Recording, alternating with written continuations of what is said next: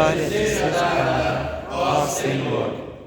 Quando Jesus chegou à região de Cesareia de Filipe, consultou seus discípulos: quem as pessoas dizem que o Filho do Homem é? Eles responderam: alguns dizem que é João Batista, outros Elias, e ainda há quem diga Jeremias, ou um profeta. Então Jesus interpelou: que vós dizem quem eu sou? E Simão Pedro respondeu: tu és o Cristo, o Filho de Deus vivo.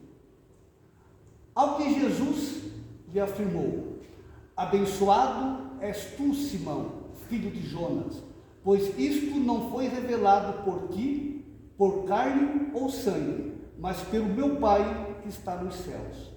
Da mesma maneira eu te digo que tu és Pedro, sobre esta pedra edificarei a minha igreja, e as portas do Hades não prevalecerão contra ela. Eu darei a ti as chaves do reino dos céus, e que ligares na terra haverá ti sido ligado nos céus, e o que desligares na terra haverá sido desligado no céu.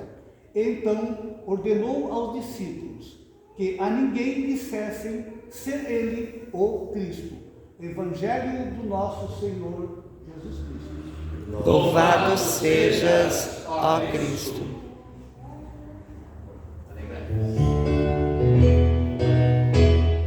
Alegrai-vos sempre no Senhor. Alegrai-vos no Senhor.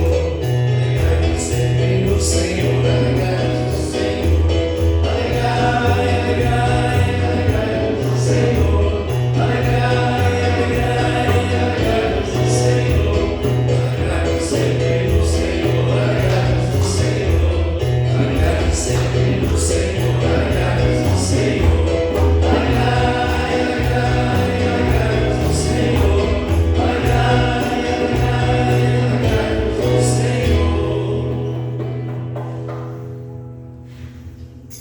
Boa noite a todos. Pode sentar.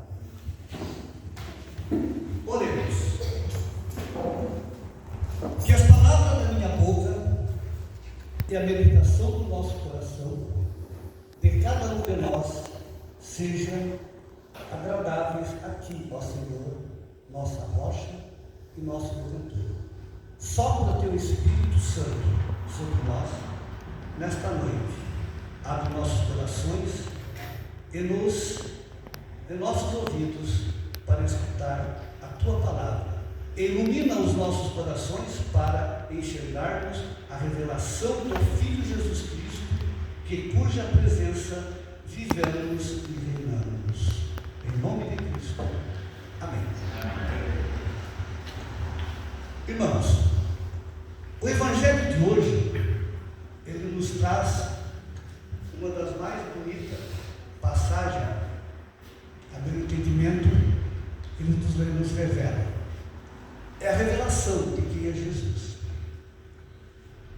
Jesus, caminhando com seus discípulos pela Cesareia de Filipe, era um lugar cerrado por templos pagãos, monumentos de idolatria aos imperadores, e muitos cultos pagãos, e muitas vozes culturais da época, exatamente ali que Jesus fez duas perguntas decisivas.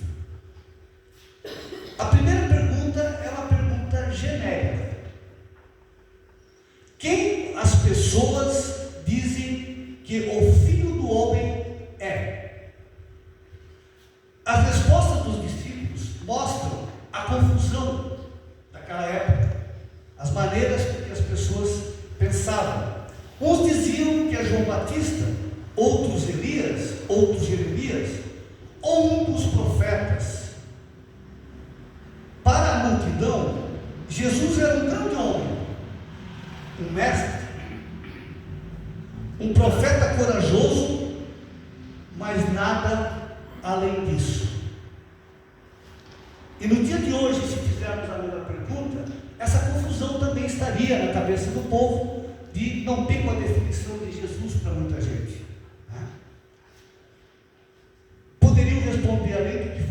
era profeta, um homem bom, um homem de Deus, podia dizer que ele era de esquerda, que ele era de direita, que ele era progressista, que ele era um revolucionário. E se fizermos essas respostas, muito diferentes para muitos, Jesus é apenas um líder histórico, um filósofo do amor ou um exemplo mortal. Mas então Jesus olha para o seu discípulo e faz a segunda pergunta: e vocês? Quem vocês dizem que eu sou?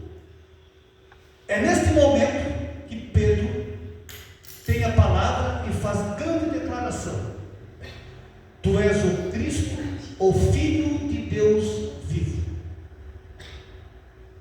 Vamos prestar bem atenção na resposta que Jesus dá a Pedro.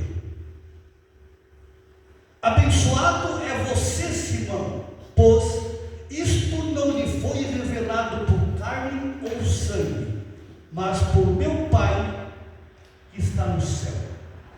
Ele diz que você é pedra, e sobre esta pedra edificarei a minha igreja. Por muito tempo, nas nossas vivências no dia a dia, a gente se pergunta, isso por muitos séculos, isso se vem perguntando: quem ou quem é esta pedra? Será que Jesus estava dizendo que sua igreja seria construída sob as forças e virtudes da falha humana de um homem falível como Pedro? Um homem, pouco tempo depois, iria vacilar na sua caminhada e mais tarde negar a Jesus? Com certeza não. A pedra sobre a qual a igreja está firmada não é a força de um ser humano, nem de uma instituição terrena. A pedra é a revelação dada pelo Espírito Santo. Porque quando Pedro disse que Jesus Cristo, que Jesus era o Filho do Deus vivo, não foi porque ele olhou para Jesus e viu aquele cidadão barbudo, ou cabeludo, ou bem vestido, ou mal vestido. Não. Deus revelou a ele que aquela pessoa era realmente o Filho de Deus. O Espírito Santo abriu os olhos de Pedro para que essa revelação chegasse até ele. Pedro não acertou a resposta porque era o mais inteligente ou mais santo do que os outros. Jesus foi bem claro: não é da carne e nem do sangue que te revelou. Não foi uma obra humana que te revelou. Nenhuma lógica humana pode nos fazer enxergar a divindade de Cristo. Foi o Pai, pelo Espírito Santo, quem abriu os olhos espirituais de Pedro para enxergar que aquele homem em sua frente era o próprio Filho do Deus vivo. É sobre essa fé, essa revelação, que a igreja de Cristo se sustenta. Se a igreja dependesse da perfeição de seus líderes ou da força dos leigos, ela já teria sido ruída, ela já teria ruído. Mas muito tempo, mas ela permanece de pé por mais de 2000 anos, porque sua rocha é a revelação de quem é Jesus. No livro de Isaías, pronunciado pelo nosso irmão Gibran, nós ouvimos a voz de Deus dizendo ao seu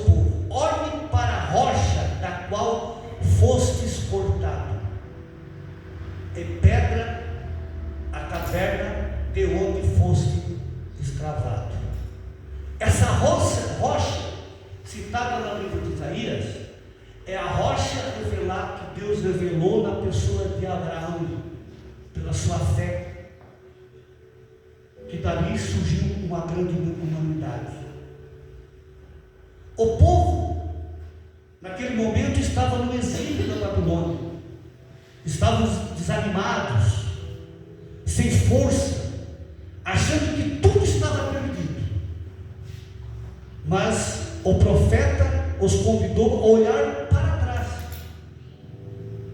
Não tem nada perdido se olhar para trás e ver a rocha que Deus criou na pessoa de Abraão. Para olhar para a origem da aliança, para a rocha da promessa e da fidelidade em Deus. No Salmos 38, que recitamos pelo irmão Marcos, responde a essa promessa ao declarar: o Senhor aperfeiçoará o que nos trouxe, a tua misericórdia dura para sempre. Portanto, nós compreendemos que a nossa fé não começou em nós, mas no amor e na revelação de Deus a nossos corações, que fizemos parte daquela aliança, todos dessa rocha. A nossa história não é por acaso, mas da necessidade de Deus que se revelou em Jesus Cristo. Agora, o que acontece na prática, quando o Espírito Santo nos deu essa revelação de quem é Jesus. Nós não podemos continuar vivendo na mesma maneira. E é aqui que a leitura de Romanos, proferida pela irmã Bianca, no capítulo 12, encontra perfeitamente na nossa vida. O apóstolo Paulo nos exorta: não se conformeis com esse mundo, mas transforma-se pela renovação de sua mente. Quem recebeu a revelação de que Jesus é o Deus vivo, ganha um novo olhar pela vida, um novo olhar pela família, para o trabalho e para a comunidade. Essa renovação de mente se manifesta no serviço simples, humilde aos outros. Paulo nos lembra que o coração de Cristo, na diversidade de membros e de dons, nem todos fazem as mesmas coisas, mas todos têm um papel fundamental. Se o seu dom é servir, sirva com alegria. Se é dar ânimo ou consolo, exorte com amor. Se é misericordioso e tem o dom da misericórdia, faça com um sorriso no rosto. Se é ensinar, ensine com amor. A revelação do Espírito não nos torna orgulhosos ou superiores aos outros. Pelo contrário, eles nos tornam servos. Ela nos ensina que a igreja é um corpo vivo, onde cada pedra viva se apoia na outra para edificar o templo do Senhor.